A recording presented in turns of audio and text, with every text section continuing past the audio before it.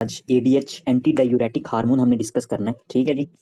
तो basically anti diuretic hormone का दूसरा नाम इसको वेजोप्रेसिन भी कहा जाता है। वेजोप्रेसिन इस वजह से इसका नाम है क्योंकि इसका सम अफेक्ट जो होता है वो वेसल्स पे भी होता है, ठीक हो गया। तो एडीएच हार्मोन बेसिकली इसका जो फंक्शन है वो आपके पास ये बॉडी में ओस्मोलैलिटी को कंट्रोल करता है।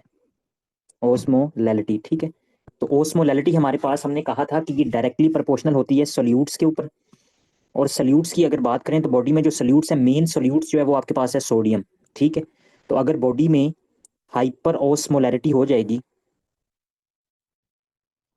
हाइपर ओस्मोलैरिटी के बॉडी में सोल्यूट्स की कंसंट्रेशन या सोडियम की कंसंट्रेशन बहुत ज़्यादा बढ़ गई है, तो आपके पास क्या होगा कि एडीएच हार्मोन जो होगा वो आपके पास रिलीज हो जाएगा, ठीक है। इसके अलावा अगर बॉडी में हाइपोवोलीमिया है, हाइपोवोलीमिया कि बॉडी में आपके पास जो फ्लूइड है, फ्लूइड आपके पास बॉडी में डिक्रीज है, तो डिक्रीज फ्लूइड भी आपके पास क्या करेगा कि ये भी एडीएच को रिलीज करवा देगा, ठीक हो गया। तो बेसिकली हमारे पास ये मोस्ट कॉमनली ओस्मोलैलिटी को मेंटेन करता है, क्योंकि हमारे पास अगर सोल्यूट्स बढ़ गए हैं, हाइपर ओस्मोलैरिटी हो गई है, तो आपके पास सोल्यूट्स को कम किस तरह किया जा सकता है कि बॉडी में वाटर को बढ़ा दें। अगर बॉडी में वाटर बढ़ेगा तो ओस्मोलैलिटी दोबारा से मेंटेन हो जाएगी। दूसरे नंबर पे हमारे पास अगर हाइपोवोलीमिया हो गया, ठीक हो गया, तो बॉडी में हाइपोवोलीमिया होने की कंडीशन में भी हमारे पास क्या होता है कि सोल्यूट्स जो होते हैं वो बढ़ जाते हैं।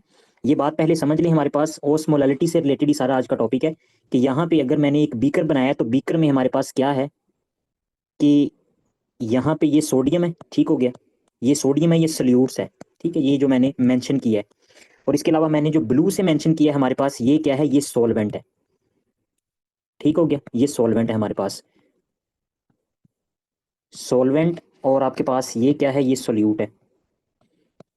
तो अगर हमारे पास सोल्यूट्स बढ़ेंगे, सोल्यूट्स बढ़ने से बॉडी में जो ओस्मोलैलिटी होगी वो बढ़ जाएगी, ओस्मोलैलिटी जो होगी वो बढ़ जाएगी, इंक्रीज ओस्मोलैलिटी। अगर यही हमारे पास जो आपको पिक्चर नजर आ रही है, यहां से हम क्या करते हैं कि हमारे पास यहाँ पे 5% जो थे वो सोल्यूट्स थे, ठीक है, और 10% जो थे वो हमारे पास क्या थे, सॉल्वेंट थे।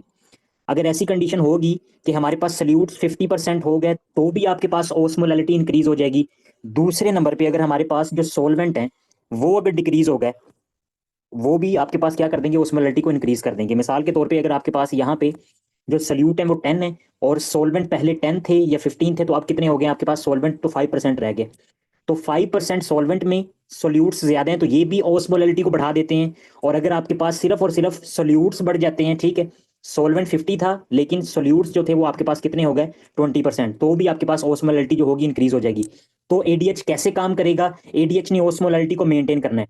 अगर तो आपके पास सोल्यूट बढ़ रहे हैं, सोडियम बढ़ रहा है, तो जितना सोडियम बढ़ा है उसकी ओस्मोलैलिटी को मेंटेन करने के लिए उतना ही वाटर को ऐड कर देगा, उसके हिसाब से उतने ज्यादा वाटर को ऐड कर देगा, ठीक हो गया। और दूसरे नंबर पे अगर ऐसी कंडीशन थी कि आपके पास सॉल्वेंट डिक्रीज हो गया था, आपके पास सोल्यूट नहीं था, सॉल्वेंट डिक्रीज हो गया, तो सॉल्वेंट डिक्रीज होने की कंडीशन में भी वाटर जो होगा वो ज्यादा, मतलब कि अगर आपके पास यहाँ पे जो सॉल्वेंट था वो सिर्फ 2% रह गया था तो बाकी सारे का सारा सोल्यूट था, तो फिर भी आपके पास क्या करेगा, यहाँ पे वाटर को आगे ऐड करेगा। वाटर को ऐड करने से आपके पास जो ओस्मोलैलिटी होगी वो मेंटेन हो जाएगी, ठीक हो गया। तो यहाँ तो सल्यूट बढ़ रहे हैं तो तब भी आपके पास वेजोप्रेशन एडीएच रिलीज हो रहा है, यहाँ आपके पास फ्लूइड कम हो रहा है तो फ्लूइड कम होने की वजह से भी आपके पास यहाँ पे मैं सॉल्वेंट लिख देता हूँ, सॉल्वेंट कम होगा तो तब भी एडीएच आपके पास रिलीज होगा, और अगर सल्यूट जो होंगे वो ज्यादा होंगे तो भी आपके पास एडीएच रिलीज होगा, ठीक हो गया। इसके बाद हमारे पास यहाँ पे ये है इसका जो हाइपोथैलेमस पिट्यूटरी एक्सिस रेगुलेशन इसकी किस तरह से है कि अगर हम देखें तो हमारे पास यहाँ पे हाइपोथैलेमस लिखा हुआ है, तो हाइपोथैलेमस से हमारे पास सुप्रा ऑप्टिक और पैरा वेंटिकुलर न्यूक्लिय जो होते हैं वहां पे इसकी फॉर्मेशन होती है, ठीक है, वहां से फॉर्मेशन होगी और ये आपके पास फॉर्म्ड फॉर्म में, मतलब कि यहाँ पे ये स्टोर होता है, ठीक है, यहाँ से बनेगा और बनने के बाद आपके पास ये पोस्टीरियर पिट्यूटरी में आ जाता है, पोस्टीरियर पिट्यूटरी में आपके पास आ जाएगा, ठीक हो गया। बनता यहीं से, इसकी फॉर्मेशन किधर होती है, फॉर्मेशन हमारे पास इसकी हाइपोथैलेमस में होती है, ठीक है, और ये एडीएच में आ जाता है, सॉरी पोस्टीरियर पिट्यूटरी में आ जाता है, ठीक है। पोस्टीरियर पिट्यूटरी से दो हार्मोन रिलीज होते हैं आपके पास, एक एडीएच और दूसरा ऑक्सीटोसिन। तो अब हमारे पास यहां तक जब आ गया तो यहां पे मैंने जैसे पहले आपको बात की है, कब कब आपके पास एडीएच रिलीज होगा, आपके पास हाइपोवोलीमिया अगर बॉडी में वाटर कम हो गया, बॉडी में फ्लूइड्स कम है, हाई प्लाज्मा ओस्मोलैलिटी अगर ओस्मोलैलिटी बढ़ गई है, तो तब तब आपके पास क्या होगा कि एडीएच रिलीज होगा। अब ये जो लो ब्लड प्रेशर वाली बात है ये बाद में बताता हूं आपके पास। तो हाइपोवोलीमिया और आपके पास हाई प्लाज्मा ओस्मोलैलिटी, एडीएच रिलीज हुआ, और एडीएच के लिए आपके पास किडनी के ऊपर V2 रिसेप्टर होते हैं, ठीक है, जिधर एडीएच आके लगता है और वो आपके पास फ्री वाटर की रिटेंशन करता है। ठीक है, तो ये दो आपके पास जो सिग्नल्स हैं, इनकी रिस्पॉन्ड में आपके पास V2 रिसेप्टर एक्टिवेट होते हैं किडनी के ऊपर। और अगर बॉडी में ब्लड प्रेशर डिक्रीज हो गया, लो ब्लड प्रेशर, तो तब भी आपके पास एडीएच जो होगा वो रिलीज होगा। और तब आपके पास जो एडीएच रिलीज होता है वो आपके पास V1 रिसेप्टर के ऊपर आके लगता है, और V1 रिसेप्टर आपके पास ब्लड वेसल्स के ऊपर प्रेजेंट होते हैं। ठीक हो गया, तो बेसिकली आपके पास ये बॉडी की ब्लड प्रेशर को मेंटेन कर रहा है। हाइपोवोलीमिया भी अगर है तो आपके पास ब्लड प्रेशर डिक्रीज हो जाएगा, तो तब भी। और अगर लो ब्लड प्रेशर है तो वेस्कुलर टोन को जो होती है ना, वेसल टोन, इसको इंक्रीज कर देता है, कॉन्स्ट्रिक्शन होगी और आपके पास जो ब्लड प्रेशर होगा वो मेंटेन हो जाएगा। ये जो बात है हमारे पास, इसको दोबारा से हम डिस्कस कर लेते हैं, फिर हम आगे चलेंगे कि आपके पास किस तरह से ये एक्ट करता है। तो यहाँ पे हम देख सकते हैं कि हमारे पास ये क्या है, ये रीनल ट्यूब्यूल है, ये रीनल ट्यूब्यूल है। ठीक है, इसके अलावा हमारे पास ये वाले जो आपके पास सेल हैं, ये कोलेक्टिंग ट्यूब्यूल के सेल हैं आपके पास, कोलेक्टिंग डक्ट के जो सेल हैं। और बेसिकली हमारे पास ये प्रिंसिपल सेल हैं, पीसी प्रिंसिपल सेल। और ये आपके पास क्या है, ये ब्लड वेसल है। तो हमारे पास होता कुछ इस तरह से है कि यहाँ पे आपके पास होगा रिसेप्टर फॉर द V2, ये V2 रिसेप्टर है फॉर द एडीएच, ये V2 रिसेप्टर है। और एडीएच आया, और एडीएच हमारे पास क्या होगा, एडीएच यहाँ पे आके इस रिसेप्टर पे आके लगेगा, V2 रिसेप्टर जब इस पे लगता है आके, तो हमारे पास यहाँ पे एपिकल साइड के ऊपर, यहाँ पे आपके पास क्या होता है, एक्वापोरेंस इंट्रा सिग्नलिंग पाथवे होगा, और डीएनए से आपके पास स्पेसिफिक प्रोटीन बनाएगा जो कि एक्वापोरिन होते हैं। ठीक हो गया, ये एक्वापोरिन आपके पास एपिकल मेम्ब्रेन पे लगेंगी। ठीक है, एक्वापोरिन 2 इसको कह सकते हैं हम। और यहाँ से आपके पास क्या करेंगे, ये वाटर की ड्रेनेज शुरू कर देंगे, और वाटर आपके पास यहाँ से ड्रेन होगा, इसको हम कह सकते हैं ये एक्वापोरिन 2 है। और आपके पास बेजोलेटरल साइड के ऊपर आपके पास जो यही प्रोटीन होती हैं, इनको हम कहते हैं एक्वापोरिन 3 और 4। ठीक है, ये तो हमने अब देख ली ना बात। तो यहाँ से वाटर जो होगा इन एक्वापोरिन की मदद से आपके पास सेल में, और सेल से फिर आपके पास फर्दर एक्वापोरिन 3 और 4। ठीक है, और यहाँ से आपके पास जो वाटर होगा वो आपके पास ब्लड में आ जाएगा, और जो हाइपोवोलीमिया या इंक्रीज ऑस्मोलैरिटी उसको मेंटेन कर दिया जाएगा। ठीक है जी। अच्छा, तो यहाँ तक ये तो हमने बात देख ली कि हमारे पास किस तरह से V2 रिसेप्टर पे आके एक्ट करता है और ब्लड वेसल्स की टोन को भी बढ़ा देता है। अब यहाँ पे इधर दोबारा आ जाएं, हमने इसके साथ रिलेटेड क्या पढ़ना है, हमने इसके रिलेटेड पैथोलॉजी को डिस्कस करना है। तो पैथोलॉजी को डिस्कस करने से पहले हमारे पास अगर तो बॉडी में आपके पास सही से वाटर रिटेंशन नहीं हो रही, ठीक है, सही से वाटर रिटेंशन नहीं हो रही, तो इसको हम कहेंगे डायबिटीज इंसिपिडस, डायबिटीज इंसिपिडस, इंस्पाइडस भी कह सकते हैं। अच्छा, डायबिटीज इसको क्यों कहा जाता है, डायबिटीज इस वजह से क्योंकि आपके पास इसमें पेशेंट को मिलता है पोलीयूरिया और पोलीडिप्सिया। पोलीयूरिया का क्या मतलब है कि आपके पास एक्सेस में यूरिनेट करेगा। ठीक है, पोलीडिप्सिया के ज्यादा से ज्यादा पानी पिएगा, ज्यादा बॉडी से वाटर एक्सक्रीट हो रहा है तो जाहिर बात है उसको ज्यादा प्यास लगेगी, थ्रस्ट सेंटर हाइपोथैलेमस में एक्टिवेट होगा तो ज्यादा वाटर को इंटेक करेगा। तो ये आपके पास कॉमन सिम्टम थे डायबिटीज मेलाइटिस वाले, पोलीयूरिया पोलीडिप्सिया। तो ये हमें बात पता चल गई। इंस्पीडस इस वजह से कहा जाता है क्योंकि टेस्टलेस, क्योंकि हमारे पास जो डायबिटीज मेलाइटिस वाली कंडीशन होती है ना, उसमें जो यूरिन होता है पेशेंट का वो आपके पास स्वीट होता है। ठीक है, लेकिन पोलीयूरिया पोलीडिप्सिया के साथ मिलता है तो इस वजह से डायबिटीज और स्वीट यूरिन की वजह से उसको मेलाइटिस कहा जाता है। और इंस्पीडस में ये होता है कि हमारे पास इंस्पीडस की कंडीशन में जो यूरिन होता है पेशेंट का वो आपके पास टेस्टलेस होता है। ठीक है जी, यहां तक बात होगी। अब नेक्स्ट जो बात हम डिस्कस करने लगे हैं, डायबिटीज इंस्पीडस कब कब होगी, अगर हमारे पास एडीएच सही से काम नहीं कर रहा। तो दो आपके पास इसकी मेन टाइप्स हैं। एक तो होगी हमारे पास अगर एडीएच नहीं है, ठीक है, तो अगर एडीएच नहीं है, यहां पे डिफेक्ट है, तो आपके पास इसको हम कहेंगे सेंट्रल डायबिटीज इंसिपिडस। ठीक है जी। और अगर हमारे पास ये V2 रिसेप्टर जो है वो सही से काम नहीं कर पा रहे, एडीएच तो है, एडीएच है लेकिन V2 रिसेप्टर का मसला है, तो इसको हम कहेंगे nephrogenic diabetes insipidus, nephrogenic diabetes insipidus. ठीक है, ये दो काम होते हैं, दो आपके पास मेन टाइप्स हैं। इसके अलावा हमारे पास साइकेट्रिक आपके पास इंसिपिडस डायबिटीज इंसिपिडस भी होती है, जिसको प्राइमरी कहते हैं। उसमें ये नहीं होता, उसमें पेशेंट जो होता है वो एक्सेस में आपके पास वाटर का इंटेक करता है, इस वजह से आपको ये कंडीशन मिलती है। तो मेन आपके पास सेंट्रल डायबिटीज इंसिपिडस और नेफ्रोजेनिक डायबिटीज इंसिपिडस, ये दो मेन काजेज है हमारे पास। ठीक है जी। अच्छा, अब हमने यहाँ पे सारा इसका फंक्शन देख लिया। यहाँ पे मैं एक बात बताता हूँ आपको कि हमारे पास अगर हम बात करें ना कि बॉडी में अगर हम बात करें कि नॉर्मल सीरम ओस्मोलैलिटी, ओस्मोलैलिटी नॉर्मल सीरम ओस्मोलैलिटी कितनी होती है हमारे पास, 285 से लेके 295। ठीक है जी, ये होती है नॉर्मल। और ओस्मोलैलिटी किस पे डिपेंड कर रही होती है हमारे पास, सॉल्यूट्स के ऊपर। हमने कह दिया कि सोडियम के ऊपर। ठीक है, अगर बॉडी में हमारे पास सोडियम का लेवल बढ़ रहा है तो ओस्मोलैलिटी बढ़ेगी, अगर सोडियम ज्यादा हो गया, सोडियम का नॉर्मल लेवल कितना होता है, मतलब कि 140 होता है, लेकिन सोडियम के लेवल को आप छोड़ दें, ये ऑस्मोलैरिटी को देखें। अगर हमारे पास सोल्यूट्स बढ़ रहे हैं तो ऑस्मोलैरिटी बढ़ेगी। नॉर्मल अगर 295 है तो अगर सोडियम बढ़ गया तो आपके पास कितनी हो जाएगी, 300। ठीक है। अगर हमारे पास ऐसी कंडीशन है कि सोल्यूट्स जो हैं वो कम हो रहे हैं, ठीक है, सोल्यूट्स कम होंगे तो आपके पास ऑस्मोलैरिटी जो होगी वो कम हो जाएगी। कितनी हो जाएगी, लेस देन 285। तो अगर लेस देन 285 है तो डिक्रीज सीरम ऑस्मोलैरिटी, और अगर मोर देन 300 है तो इसका मतलब है कि इंक्रीज सीरम ऑस्मोलैरिटी। ठीक हो गया। तो ये थी सीरम के रिलेटेड बातें। अब हम यहाँ पे बात कर लेते हैं कि हमारे पास यूरिन, अगर हम यूरिन की ऑस्मोलैरिटी की बात करें ना, यूरिन ऑस्मोलैरिटी, तो यूरिन ऑस्मोलैरिटी वो कहता है कि 50 से आपके पास 250 या सम बुक में 300 भी लिखा हुआ उन्होंने, कि ये इस तरह से आपके पास नॉर्मली लाई कर रही होती है। ठीक है। तो अगर हमारे पास ये 300 से कम है तो इसका मतलब है कि यूरिन की ऑस्मोलैरिटी जो है वो कम है। ठीक है। 300 नॉर्मली आपके पास 300 से कम ही होती है यूरिन की ऑस्मोलैरिटी। ठीक है। और उसके अलावा अगर ये 300 से ज्यादा है तो इसका मतलब है कि यूरिन की ऑस्मोलैरिटी जो है वो ज्यादा है।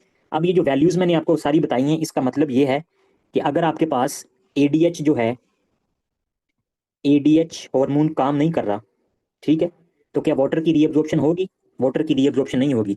अगर वाटर की रीअब्जॉर्प्शन नहीं होगी तो सारे का सारा वाटर जो होगा वो यहाँ पे नीचे यूरिन में आएगा। तो अगर यूरिन में ज्यादा वाटर ऐड कर देंगे तो यूरिन की ऑस्मोलैरिटी कम होगी या बढ़ेगी, यूरिन की ऑस्मोलैरिटी कम हो जाएगी, यूरिन जो होगा वो डाइल्यूट होगा, डाइल्यूट होगा। ठीक है। क्योंकि हमारे पास जितना भी वाटर था उसको सारे के सारे को रीअब्जॉर्ब करके ब्लड में डालना था। अगर हमारे पास क्या हुआ कि एडीएच काम नहीं कर पा रहा तो ये जितना वाटर है वो आपके पास किधर आ रहा है, नीचे आ रहा है, यूरिन में आ रहा है। तो अगर आपके पास यूरिन में आ रहा है तो यूरिन जो होगा वो डाइल्यूट होगा, और जो उसकी ऑस्मोलैरिटी होगी वो हमें क्या मिलेगी, और यूरिन की ऑस्मोलैरिटी हमें डिक्रीज मिलेगी, डिक्रीज यूरिन ऑस्मोलैरिटी। ठीक है।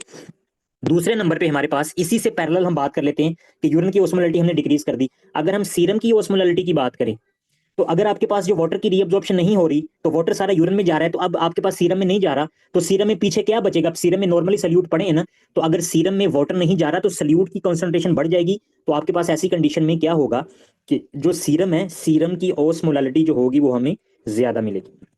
ठीक है। तो आपके पास नट शेल में एट द एंड रिजल्ट ये है कि आपके पास कोई भी डायबिटीज इंसिपिडस की कंडीशन है, ठीक है, नॉर्मली जो आपके पास पॉलीडिप्सिया उसमें नहीं, उसके अलावा या आपके पास जो नेफ्रोजेनिक है या बेशक आपके पास जो सेंट्रल है, दोनों में होगा ये कि सारे का सारा वाटर जो होगा वो यूरिन में आएगा। अगर यूरिन में वाटर आ रहा है तो यूरिन डाइल्यूट होगा, तो इसका मतलब ये है कि यूरिन की ऑस्मोलैरिटी जो है वो हमारे पास क्या हो रही है, वो कम हो रही है। ठीक है। और इसी के पैरेलल अगर आपके पास एडीएच हार्मोन सही से काम नहीं कर पा रहा, वाटर की रीअब्जॉर्प्शन नहीं हो रही, तो जो सीरम में ब्लड में ऑस्मोलैरिटी जो होगी वो आपके पास बढ़ जाएगी। ठीक हो गया। तो ये थोड़ा सा कंफ्यूजिंग है, इसको याद रखना है। अब हम नेक्स्ट चलते हैं।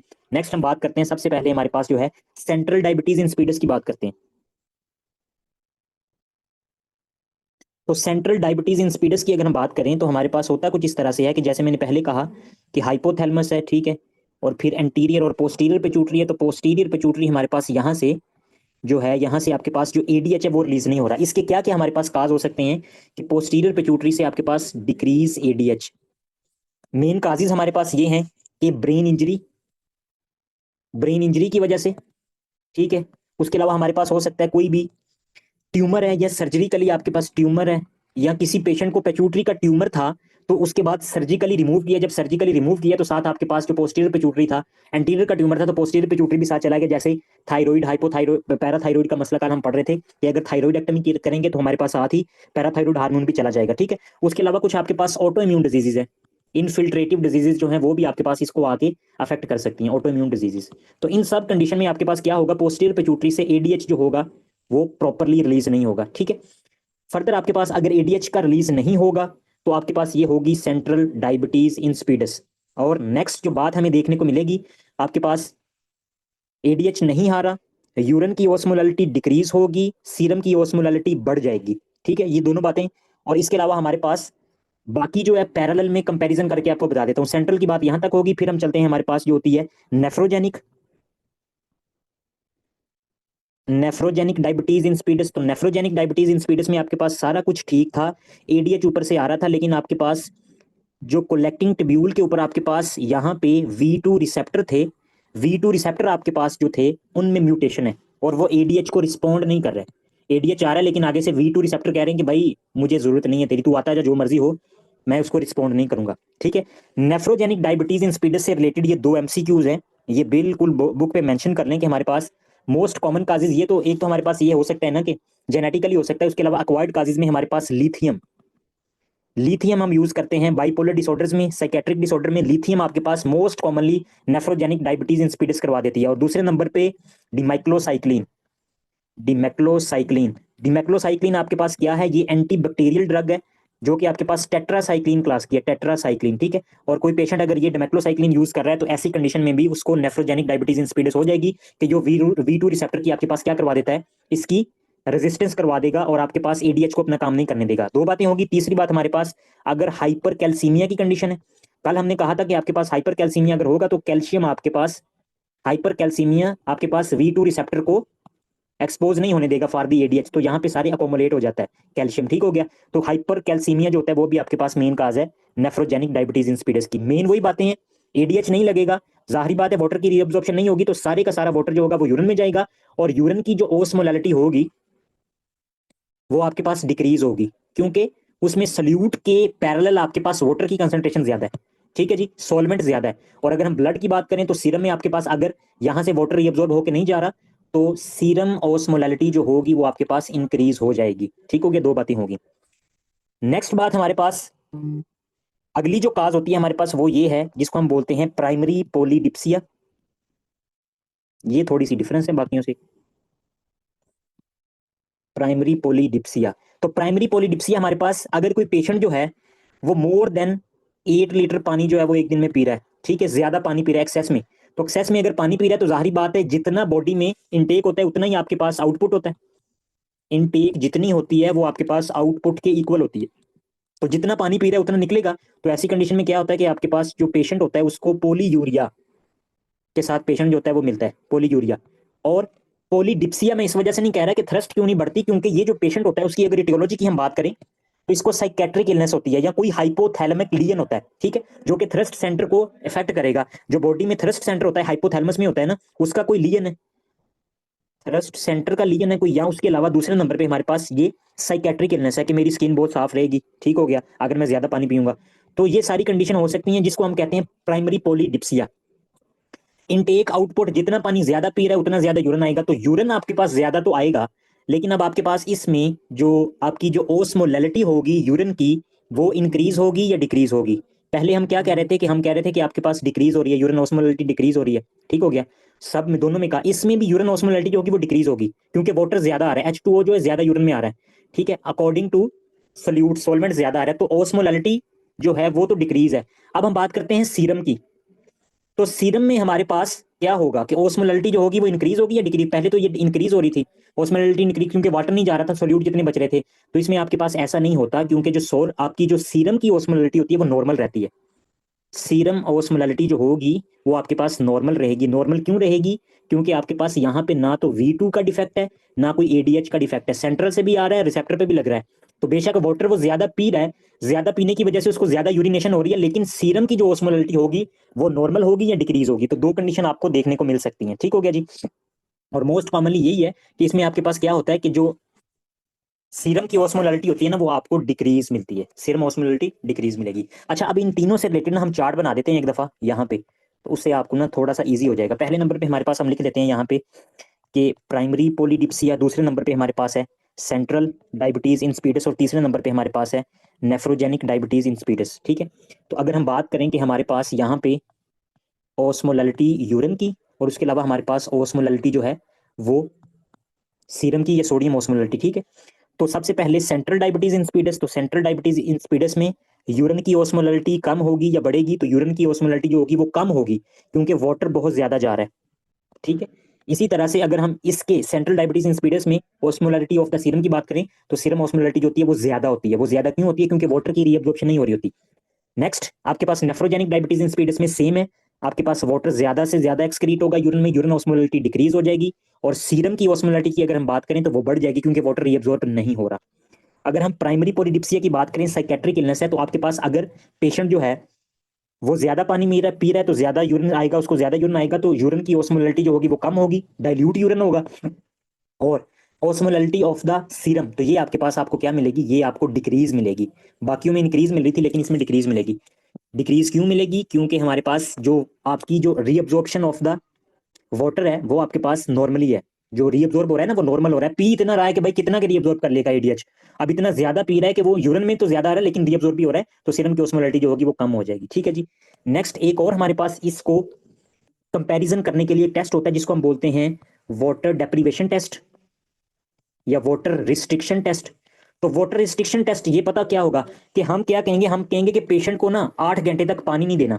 जब हम पेशेंट को 8 घंटे तक पानी नहीं देंगे तो जाहिर बात है बॉडी ने पता क्या करना होता है, यहाँ पे अगर हमारे पास बॉडी में वाटर नहीं आ रहा तो बॉडी ने आपके पास मेंटेन करना है ना, maintain serum osmolarity blood pressure को। अगर वो वाटर का इंटेक, जैसे हम रोजा रखते हैं तो रोजे के दौरान हमारे पास हम पानी का इंटेक तो नहीं करते लेकिन हमें कम यूरिन आता है। कम यूरिन क्यों आता है? क्योंकि हमारे पास जो किडनी है वो वाटर को रीअब्जॉर्ब करती है ताकि बॉडी के फ्लूइड को मेंटेन रखा जा सके।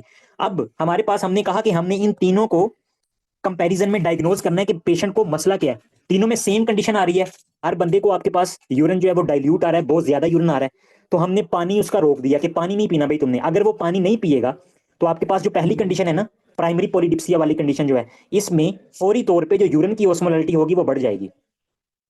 यूरिन की ऑस्मोलैरिटी क्यों बढ़ जाएगी? अगर पानी नहीं पी रहा, पानी नहीं पी रहा हमारे पास, यहाँ पे दोबारा से मैं बताता हूँ, हमारे ये कोलेक्टिंग ट्यूब्यूल के आपके पास ये सेल मैंने बना दिया, ठीक है, और ये आपके पास है ब्लड वेसल्स। तो अब हमारे पास ये जो ट्रांसपोर्टर थे वो सही थे, V2 था, एडीएच भी था, ये V2 रिसेप्टर था, सारा कुछ था। अगर पानी नहीं पी रहा, पानी का इंटेक नहीं हो रहा हमारे पास, तो जो बॉडी में जो फ्लूइड होगा वो जब इधर आएगा आपके पास वो सारे का सारा क्या होगा, यहाँ से रीअब्जॉर्ब होके आपके पास फ्लूइड बॉडी में चला जाएगा। ठीक हो गया। तो यूरिन में फ्लूइड आएगा, यूरिन में फ्लूइड आएगा ही नहीं, वाटर आएगा नहीं, H2O जो होगा वो यूरिन में कम हो जाएगा। मतलब क्या है कि कंसंट्रेटेड यूरिन हो जाएगा उसका, कंसंट्रेटेड यूरिन। उसको मसला सिर्फ क्या था कि वो पानी ज्यादा पी रहा था, बाकी उसके बॉडी की जो आपकी जो इंटरनल पैथोलॉजिकल कोई भी कंडीशन नहीं थी। तो जब हमने उसका पानी छुड़वाया तो जितना भी पानी था वो सारे का सारा रीअब्जॉर्ब हो गया। तो अगर रीअब्जॉर्ब हो गया तो आपके पास यूरिन में वाटर बहुत कम आएगा, डाइल्यूटेड यूरिन आएगा। अगर डाइल्यूटेड यूरिन है तो यूरिन ऑस्मोलैरिटी जो है वो आपके पास क्या होगी, वो बढ़ जाएगी। तो जैसे ही हमने वाटर रिस्ट्रिक्शन की तो आपके पास प्राइमरी पॉलीडिप्सिया वाला पेशेंट जो था उसकी बॉडी में, उसके यूरिन में आपके पास जो था वो यूरिन ऑस्मोलैरिटी जो थी वो आपके पास बहुत ज्यादा बढ़ गई। और उसके पैरेलल अगर हम बात करें कि आपकी जो सीरम होता है इसका, सीरम ऑस्मोलैरिटी, तो सीरम ऑस्मोलैरिटी जो होती है वो नॉर्मल रहती है क्योंकि एडीएच सही काम कर रहा है, 8 घंटे तक वो बिल्कुल नॉर्मल होता है। ठीक है, 8 घंटे तक अगर आपके पास जो भी डिहाइड्रेशन भी है ना तो एडीएच उसको मेंटेन करता रहता है। ठीक हो गया। तो ये आपके पास आपको कंफर्म हो जाएगा कि जो पेशेंट है वो नॉर्मल है, ये नॉर्मल है, इसको पैथोलॉजिकल कंडीशन कोई नहीं है। इसका इसको कहेंगे भाई तू पानी कम पी, ऐसी कोई बात नहीं है, दरिया नहीं पीने पानी के, बस ठीक है ना। नॉर्मली आपके पास जितना 5 लीटर पानी पीना चाहिए आपको तो वो उतना पी, एक्सेस में पानी ना पी। लेकिन उसके अपोजिट आप जो दोनों कंडीशन होंगे, बेशक पेशेंट को वाटर रिस्ट्रिक्शन है, पानी हम नहीं देंगे, तो फिर भी उस पेशेंट का जो आपके पास यूरिन होगा वो डाइल्यूट ही होगा क्योंकि एडीएच काम ही नहीं कर पा रहा भाई। ये इधर जितना भी वाटर बॉडी में होगा, बेशक ऊपर से वाटर नहीं, जो बॉडी का जो फ्लूइड है, जो वाटर है आपके पास, तो वो सारे का सारा मतलब कि उसकी जो यूरिन की कंसंट्रेशन है उस पर कोई फर्क नहीं आएगा, मिनिमल चेंज। ठीक है, सेम इसमें भी मिनिमल चेंज होगी। लेकिन हमारे पास इसके अपोजिट अगर हम सीरम ऑस्मोलैरिटी की बात करें तो सीरम ऑस्मोलैरिटी हमारे पास बहुत ज्यादा बढ़ जाएगी। सीरम ऑस्मोलैरिटी क्यों बहुत ज्यादा बढ़ जाएगी? हमारे पास ये थी ना पहले, हमारे पास ये बढ़ रही थी पहले भी, लेकिन अगर आपके पास आपने फ्लूइड का इंटेक ही नहीं किया भाई, आप पहले तो आप बेशक किडनी से रीअब्जॉर्ब नहीं कर रहे थे, तो आप ऊपर से तो पानी पी रहे थे, पानी पी रहे थे, थोड़ा बहुत आपके पास जो ब्लड था वो डाइल्यूट हो रहा था। अब आपने क्या किया, आपने पानी पीना छोड़ दिया, तो उसके जो सीरम की ऑस्मोलैरिटी होगी वो बहुत ज्यादा बढ़ जाएगी, मोर देन 350 400 तक, मतलब इतनी चली जाएगी। मतलब मिसाल के तौर पे मैं आपको बता सकता हूँ कि हम जब वाटर रिस्ट्रिक्शन टेस्ट परफॉर्म करते हैं तो प्राइमरी पॉलीडिप्सिया वाला जो पेशेंट होता है ना, वो आपके पास उसकी यूरिन ऑस्मोलैरिटी जो होती है वो इंक्रीज हो जाती है, बाकी दो में कोई फर्क नहीं पड़ता। तो हमें पता चल जाता है कि हमारे पास दोनों जो पेशेंट हैं इसके अलावा वो आपके पास या तो सेंट्रल डायबिटीज इंसिपिडस है या नेफ्रोजेनिक डायबिटीज इंसिपिडस। फर्दर हम डायग्नोज करने के लिए नेक्स्ट क्या करते हैं, नेक्स्ट हम एडीएच एनालॉग देते हैं, एडीएच एनालॉग। अच्छा, ये जो एडीएच एनालॉग होगा ये क्या करेगा, ये सेम एक्ट लाइक का एडीएच, ठीक है, एडीएच का काम करेगा। तो अगर ये एडीएच का काम करेगा तो अगर तो पेशेंट को हमारे पास नेफ्रोजेनिक डायबिटीज इंसिपिडस है तो ये कोई भी इसके आपके पास फर्क नहीं आएगा, क्योंकि नेफ्रोजेनिक डायबिटीज इंसिपिडस में यहाँ पे आपके पास V2 रिसेप्टर है, तो आपके पास ये V2 रिसेप्टर है और ये रेजिस्टेंस थी, इनकी म्यूटेशन थी। हमने बाहर से एडीएच एनालॉग दिया जिसको हम बोलते हैं डिमेक्लोसाइक्लिन। ठीक हो गया। तो जब हम डिमेक्लोसाइक्लिन बाहर से देते हैं, ठीक हो गया, तो आपके पास ये लगता ही नहीं है क्योंकि रिसेप्टर की म्यूटेशन है, तो ये ट्रीट नहीं होगा। लेकिन अगर किसी बंदे को सेंट्रल डायबिटीज इंसिपिडस है, जिसकी बॉडी में एडीएच की डेफिशिएंसी थी, तो अब हम बाहर से एडीएच एनालॉग दे रहे हैं, तो ये जो पेशेंट होगा वो आपके पास क्या करेगा, रिस्पॉन्ड करना शुरू कर देगा। ठीक हो गया। तो after the administration of the ADH analogue, जब हमने एडीएच एनालॉग दिया, तो जो सेंट्रल डायबिटीज इंसिपिडस वाला पेशेंट था, जिसकी बॉडी में एडीएच कम था, वो रिस्पॉन्ड करेगा, और उसकी बॉडी में आपके पास जो यूरिन होगा वो 50% आपके पास क्या होगा, कंसंट्रेट होना शुरू हो जाएगा, क्योंकि अब वाटर की रीअब्जॉर्प्शन होगी, और जो यूरिन आएगा उसको गाढ़ा आएगा, क्योंकि उससे पानी निकाल दिया गया। ठीक हो गया। तो जो आपके पास उस पेशेंट का यूरिन होगा, बाकी जो दोनों कंडीशन है, एक तो पहली तो वैसे कंफर्म होगी थी, जो नेफ्रोजेनिक डायबिटीज इंसिपिडस है उसमें मिनिमम चेंज, कि कोई चेंज नहीं आता, बेशक आपने एडीएच एनालॉग भी दिया है, तो वो रिसेप्टर पे ही नहीं लगेगा, जाके रिसेप्टर पे जाके लगता तो वो अपना काम करता। तो ये था आपके पास इसका कंपैरिजन। अब हम बुक पे देखते हैं, तो बुक पे हमारे पास क्या क्या बातें हैं। यहाँ पे हमारे पास वो ये कह रहा है कि primary polydipsia and diabetes insipidus characterized by the production of the large amount of dilute urine and thirst, कि पेशेंट को यूरिन बहुत डाइल्यूट आएगा और इसको प्यास बहुत ज्यादा लगेगी।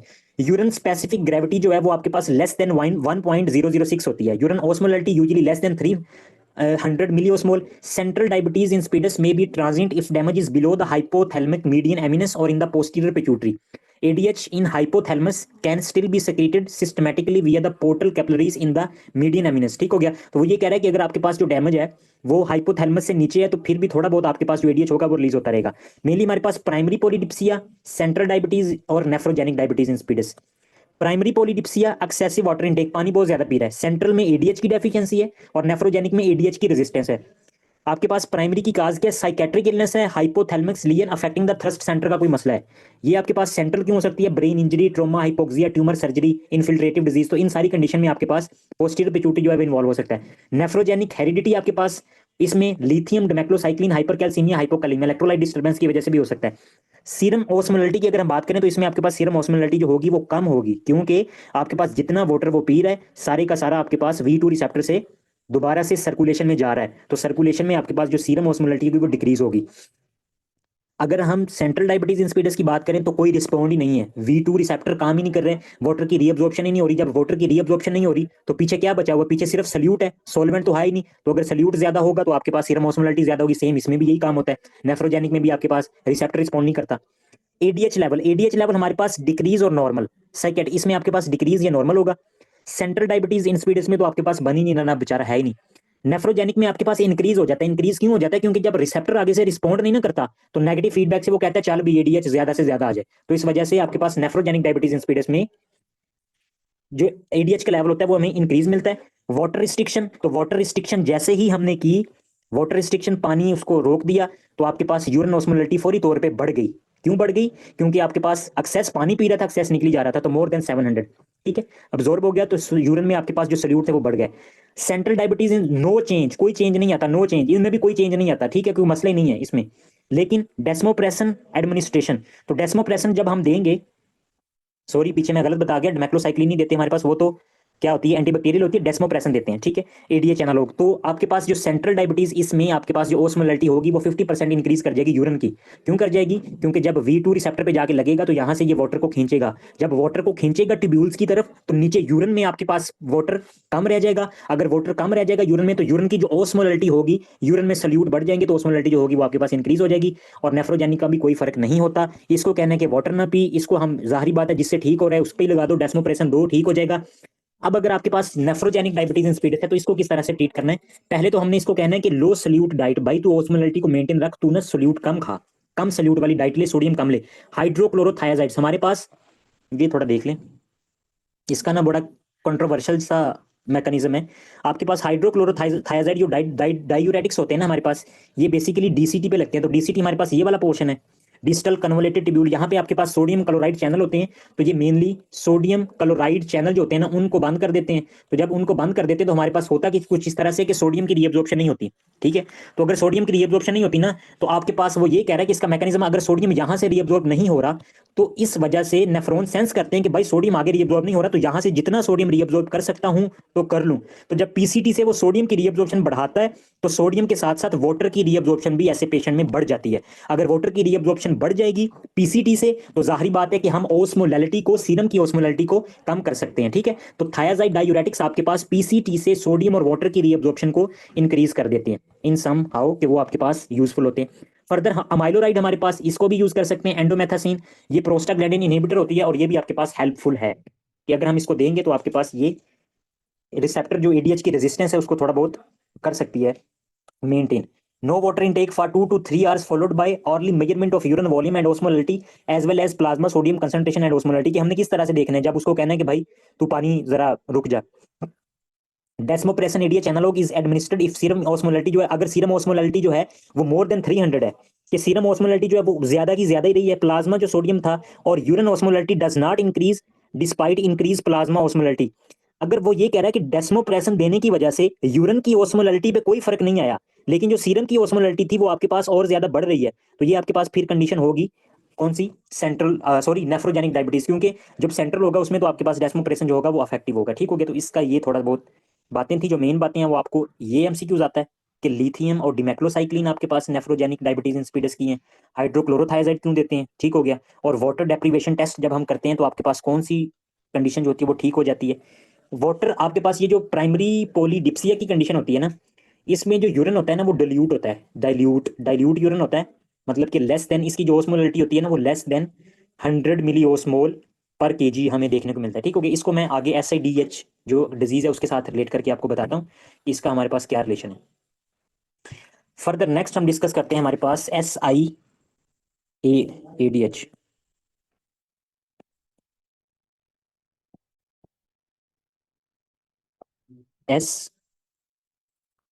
SIADH, ठीक है, तो SIADH हमारे पास swear in appropriate anti diuretic hormone, ठीक है, ये इसको क्या हो गया, रुके, swear in appropriate anti diuretic hormone, इसमें होता कुछ इस तरह से है कि अगर आपके पास ADH जो है वो बहुत ज्यादा रिलीज होना शुरू हो गया है, ADH ज्यादा रिलीज हो रहा है, ज्यादा सेक्रीट हो रहा है, तो ये कंडीशन हमारे पास कहलाएगी swear in appropriate anti diuretic hormone. तो सबसे पहले हम देख लेते हैं कि हमारे पास कौन कौन सी काजेज हैं कि जिसकी वजह से जो ADH है वो ज्यादा रिलीज होगा। हमारे पास कोई भी हेड ट्रोमा अगर इंजरी हो चुकी है, हेड ट्रोमा, ठीक है, तो हेड ट्रोमा अगर आपके पास ये एडीएच को कम कर रहा था तो ये एडीएच को बढ़ा भी सकता है। ठीक हो गया, हाइपोथैलेमस डैमेज हो गया, तो हाइपोथैलेमस डैमेज होने की वजह से ये ज्यादा से ज्यादा आपके पास रिलीज करना शुरू कर देगा। इसके अलावा आपके पास एक्टोपिक, एक्टोपिक एडीएच, एक्टोपिक का मतलब ये होगा other than exact actual point, exact आपके पास एडीएच कहां से रिलीज होता था, पोस्टीरियर पेचुटरी से, तो पोस्टीरियर पेचुटरी के अलावा अगर कहीं और से आ रहा है एडीएच तो उसको कहेंगे एक्टोपिक एडीएच, और ये most commonly small cell lung carcinoma. ठीक है, ये जो कंडीशन होती है SCLC small cell lung carcinoma, इसमें पैरान्यूप्लास्टिक सिंड्रोम की वजह से एडीएच की जो सेक्रेशन होती है वो बहुत ज्यादा बढ़ जाती है। नेक्स्ट हमारे पास कोई पेशेंट जो है वो एक्सोजिनस एडीएच ले रहा है, जैसे कि वेजोप्रेसन, वेजोप्रेसन, डेस्मोप्रेसन, तो ये अगर आप बाहर से वो ड्रग ले रहा है तो इस कंडीशन में भी एडीएच ज्यादा हो सकता है।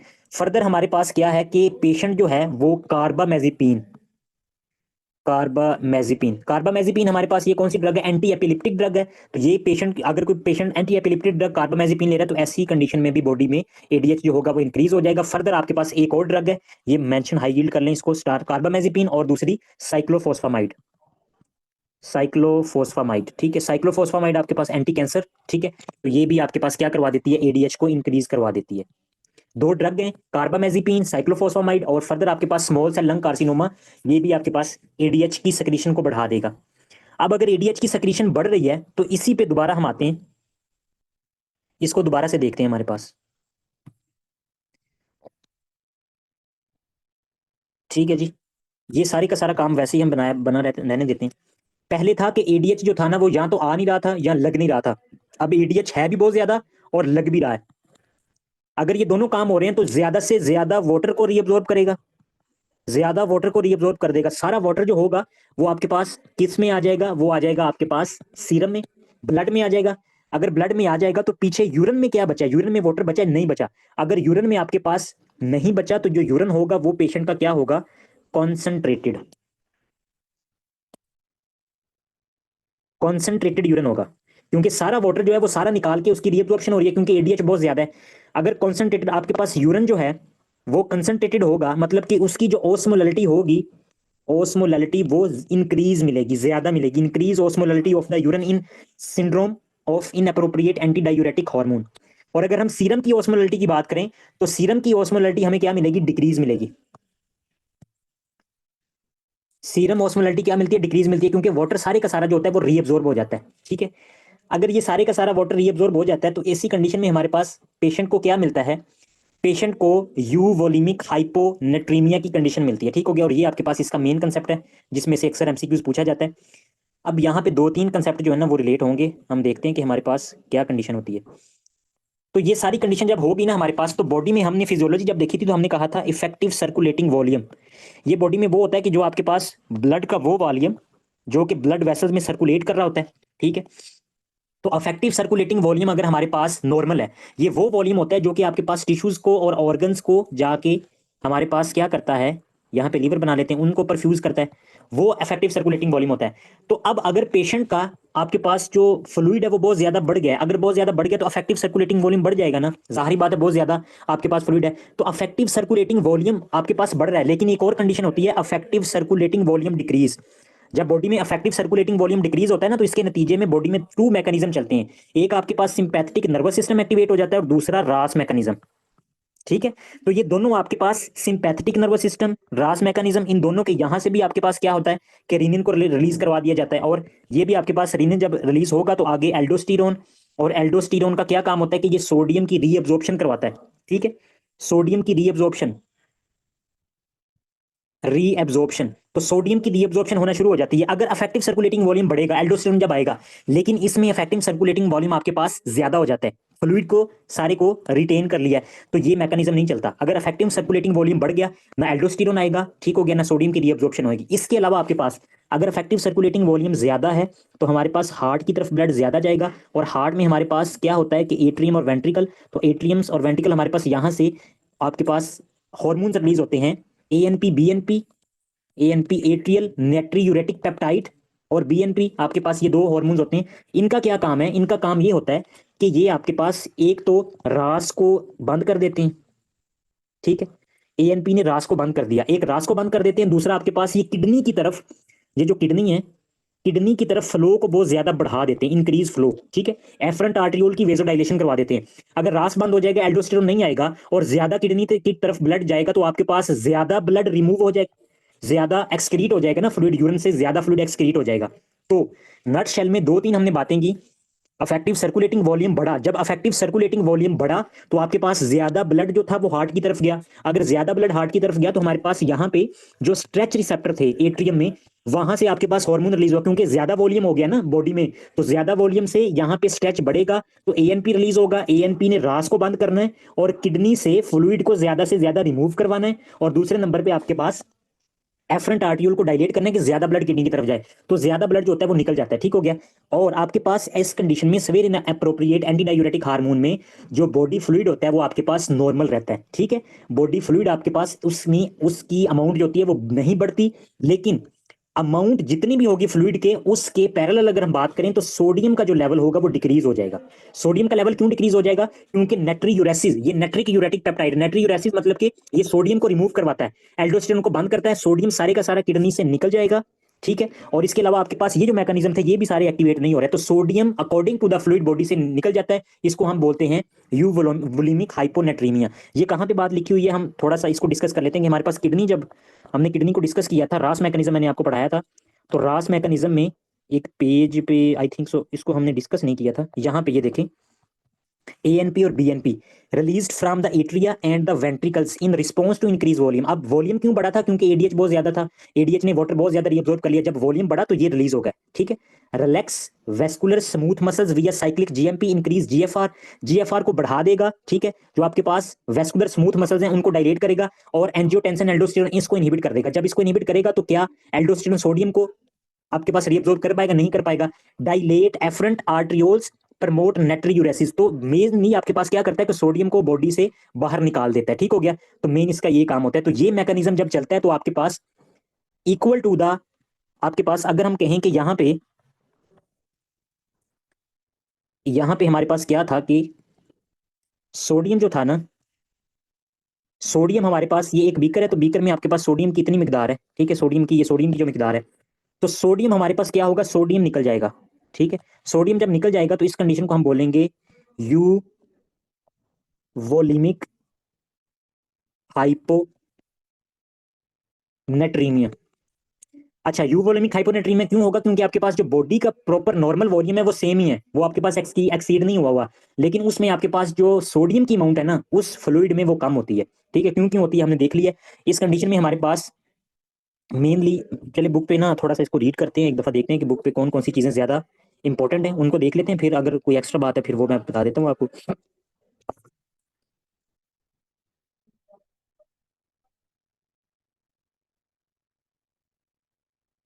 हमारे पास क्या वो कह रहा है कि characterised by excessive free water retention euvolaemic hyponatraemia, ये बात हमने कर ली कि क्यों होता है। With continued urinary sodium excretion, urine osmolality जो होती है वो हमें इंक्रीज मिलती है सीरम ऑस्मोलैलिटी से, कि जो यूरिन की ऑस्मोलैलिटी होगी ना वो इंक्रीज होगी। क्यों?